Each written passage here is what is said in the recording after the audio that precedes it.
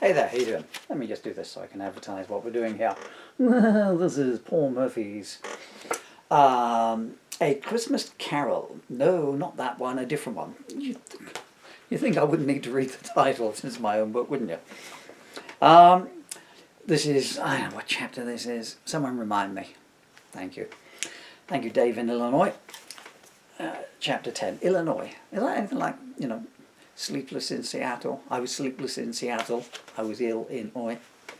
Sorry, I just came with that. Right, okay, so we are going to go to page. My arms are no longer long enough. Oh dear, that's a good start, wasn't it? So we're going to go to page 57. I'm trying to get a bit of cut here. I just realised in the viewfinder that the Christmas tree lights have packed up. That's an ominous sign, isn't it? Oh, they've just come back on. Well, there you are. Magic. I know I shouldn't have put that nil by mouth sign on there. Nil by mouth. My first wife had one of those signs. So sorry. Okay. Let's get on with the book, shall we? Right. So, as we left it, we were halfway through one of the longer pieces. Jacob Murphy has gone to visit Scrooge, told him that 3 ghosts are going to come visiting. Scrooge has said, that's okay, now you've told me, I'm going to go out for the night.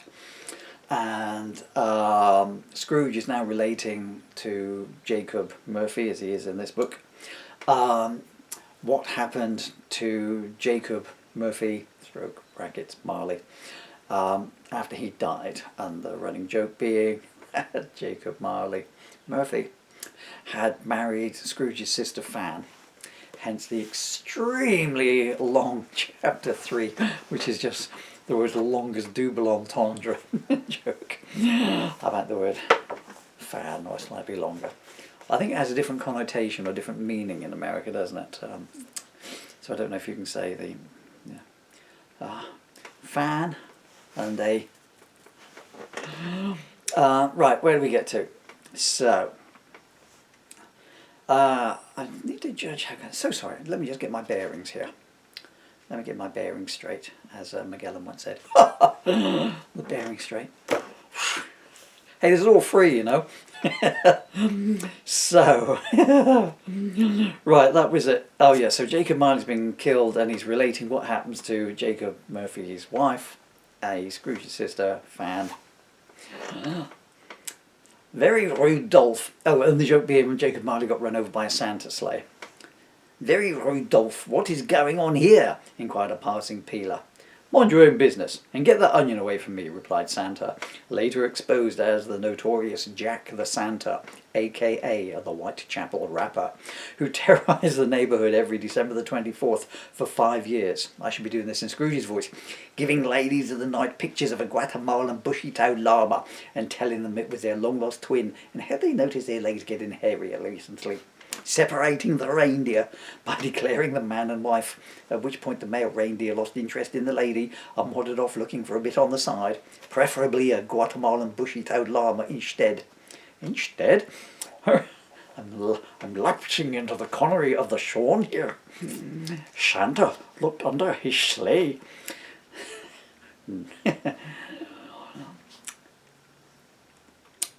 Do you expect me to die, Blofeld? No, Mr. Bond, I expect you to be circumcised. This will teach you to go cheap. Where do we get to? Preferably a Guatemalan bushy-tailed llama instead. Santa looked under his sleigh and found the main bulk of you, Jacob, wrapped under the left blade, and slightly less of you wrapped under the right one. He wrestled your buttock from the maw of the sexually unfulfilled female reindeer, searched your pockets, found your address, and turned up on your doorstep at 1 minute past midnight. Is this your husband, Ma'am? He inquired of Fan, and showed her your semi-masticated arse. Oh, Jacob! No, no! Here, those aren't my teeth marks, she wailed, and dropped to the ground in a swoon. Unfortunately for her, she was looking out the top floor window at the time. Santa called for an ambulance, but due to him calling it under the slurring influence of grog, a man turned up with a creme brulee instead. Being a kindly soul, Santa attached Fan's ankles to the rear bumper and pulled her all the way to St. Pancras' hospital and horse castrators, yelling back at Fan, "Hold on, love, don't worry, I know a shortcut." Sadly for Fan, the shortcut was down overly lengthy cobbled street. They do say that by pure coincidence, the back of her head tapped out the tune of For Auld Lang Syne as they went down it, although Fan appeared to be singing For Our Fuck's Sake instead. An hour later, they were at the hospital, and Santa untied Fan, threw her over his shoulder, rushed in through the doors, and quickly ran to the first doctor he saw. "Doctor, I've got Fan Murphy for you," he panted. "Bollocks, I asked for a train set," replied the doctor, and walked away. With no spare change to put in the reindeer meter outside, Santa had to leave, especially as he wanted to give Nellie Melba a quick trip to his North Pole. And he left Fan on a gurney with a note saying multiple concussion. Oh, and multiple severe fractures. As he reached the door, he glanced back one final time. Also, one first final time. He glanced back one final time, also one first time, since he had not done so before, and saw Fan being wheeled into the operating theatre, softly mumbling to herself in her delirium, "My lovely Jacob," and "What kind of fucking Christmas present is left buttock, Santa?" Feeling a pang of remorse, Santa called by our office, that's Scrooge's and Marley's office, on the way to Nellie's, and appeared most surprised when he jimmied the door open and found me sitting at my desk, working away on sending out as many "I am calling in your debt" cards as possible to deliver to people that Christmas morn. "And who might you be, fellow?" I inquired of him. "Who do you think I fucking am?" he replied, with just a hint of ire. "I'm Santa Claus. I'd have thought the red uniform, long white beard and bulging belly would have given it away, don't you think?" "Not really. That is what my last Latvian nursegram looked like." "Well, what is that outside then?" It looks like my last Latvian nursogram's mother." "It's a reindeer." "Are you sure? The resemblance is uncanny." "Your naughty Latvian..." "Latvian." No. Latvian. It's a you. "Your naughty Latvian nursogram's mother looked like a reindeer?" "Oh no, and I don't need you reminding me. What a night that was." "Still, a threesome's a threesome. Invite her in, see if she remembers me." "I assure you, sir, it is my reindeer, nobody's mother. So, me Santa, this evidence to the fact of." "I see. I'd always wondered what you look like." "What do you mean? Everybody knows what Santa looks like. I'm so famous, even blind people know what I look like." "Not me. I don't have much to do with the Christmas thing. I'm not convinced it will catch on." "Won't catch on? It's catchier than the plague on National Hug a Spotty Coffer Day." "Not to me. 'Tis the goodwill to all men thing. Good APR to all men is more likely to me. Anyway, what do you want? Have you brought me that reindeer thing for a reason?" "Normally I want something more substantial as a deposit, or at least something that doesn't have what appears to be clumps of arse hanging between its teeth." Although Svetlana had, "I am not here for a loan, a deposit, or to pimp my Blitzen under the guise of her being a 67-year-old Latvian granny." "Blitzen?" "Yes, Blitzen. That is my reindeer's name. It's German for flash." "Lucky you're not from Streatham then, or she'd be called Todger Out." "I don't understand. Why is your reindeer possessed of Germanic name? A sign of things to come? Has the Kaiser annexed the North Pole?" Well, I just like the sound of it.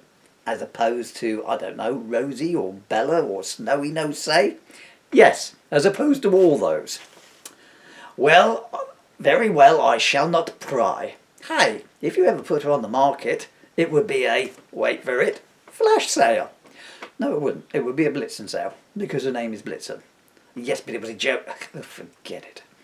"Anyway, I asked you what you wanted. The answer is no, if it is anything involves me in any way, shape or form." "Well, I found this business card tonight. Scrooge and Murphy, loan merchants and Veruca lancers. And it has this address on it." "And you wish to take out a loan?" "No, I already told you that." "Yes, but your circumstances might have changed since then." "Might have changed? It was only 2 minutes ago and I haven't moved." Oh, hard times can befall a man at any moment, especially since you only appear to work 1 day a year, and that working day consists of giving everything you've got away for free. Even luckier nursegrams turn more of a profit than that, somehow. I am not here for a loan. Well then, this is not your night, because it is Mr. Murphy who is the Veruca Lancer, and he is not in. Ain't that the truth? I know he is not in, because he is in the Undertaker's. Well, most of him. So, somehow he got trapped under my sleigh, and somehow he got dragged halfway across London, and somehow he found his way into the digestive tract of Blitzen. And I thought I'd had a busy night. Well, Jacob always knew how to party. Well, the party is all over now. All over the A32, in fact. Okay, I think that's the end of this snippet. Let's come back to another snippet, as my circumciser once said.